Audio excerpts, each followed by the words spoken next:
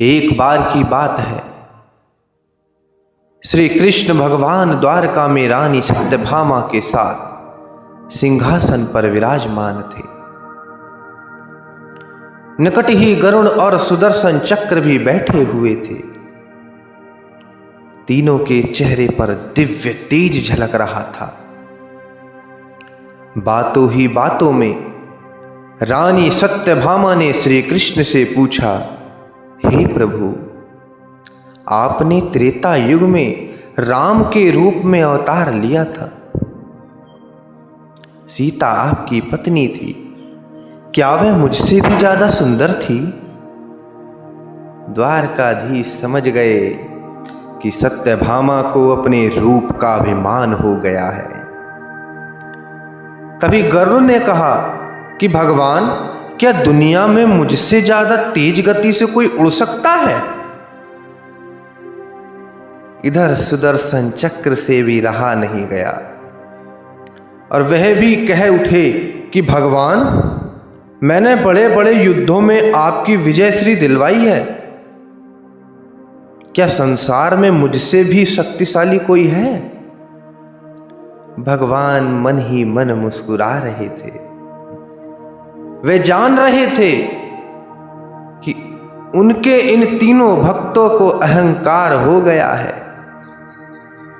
इनका अहंकार नष्ट करने का समय अब आ गया है। ऐसा सोचकर उन्होंने गरुड़ से कहा, तुम हनुमान के पास जाओ और कहना कि भगवान राम माता सीता के साथ उनकी प्रतीक्षा कर रहे हैं। गरुड़ भगवान की आज्ञा लेकर हनुमान को लेने चले गए। इधर श्री कृष्ण ने सत्यभामा से कहा कि देवी, आप सीता के रूप में तैयार हो जाओ। और स्वयं द्वारकाधीश ने राम का रूप धारण कर लिया। मधुसूदन ने सुदर्शन चक्र को आज्ञा देते हुए कहा कि तुम महल के प्रवेश द्वार पर पहरा दो और ध्यान रहे कि मेरी आज्ञा के बिना महल में कोई प्रवेश ना करे। भगवान की आज्ञा पाकर चक्र महल के प्रवेश द्वार पर तैनात हो गए। गरुड़ ने हनुमान के पास पहुंचकर ही कहा, हे वानर श्रेष्ठ, भगवान राम माता सीता के साथ द्वारका में आपसे मिलने के लिए प्रतीक्षा कर रहे हैं। आप मेरे साथ चलें, मैं आपको अपनी पीठ पर बैठाकर शीघ्र वहां ले जाऊंगा।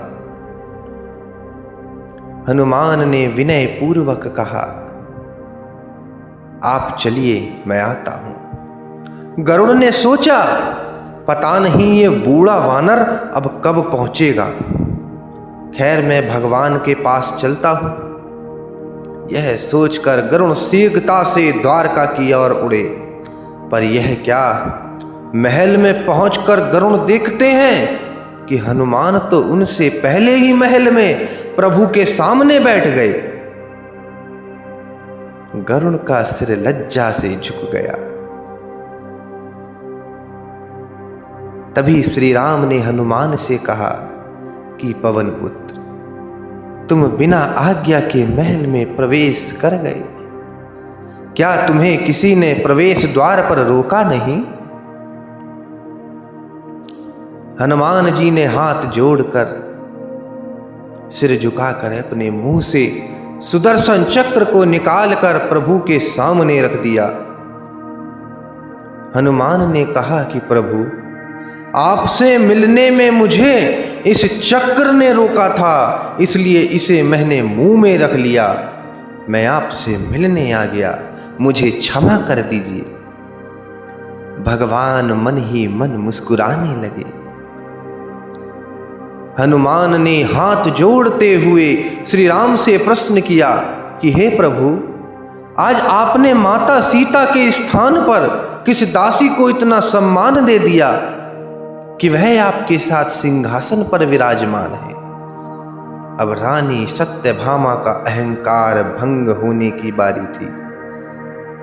उन्हें सुंदरता का अहंकार था। जो पल भर में चूर हो गया था। रानी सत्यभामा, सुदर्शन चक्र व गरुण जी, तीनों का अहंकार चूर चूर हो गया। वे भगवान की लीला समझ रहे थे। तीनों की आंखों में आंसू बहने लगे और भगवान के चरणों में गिर गए। अद्भुत लीला है प्रभु की। अपने भक्तों के अहंकार को भक्त द्वार से ही दूर कर देते हैं। जीवन में कभी भी अहंकार मत करो। जरूरी नहीं है कि आज जो आपके पास है कि वह कल भी होगा या नहीं। अपने अंदर जरा से अभी अहंकार मत लाना। स्वयं ठाकुर जी हमसे दूर हो जाते हैं। ठाकुर जी को निस्वार्थ भक्तों की ही जरूरत है, अहंकारी की नहीं।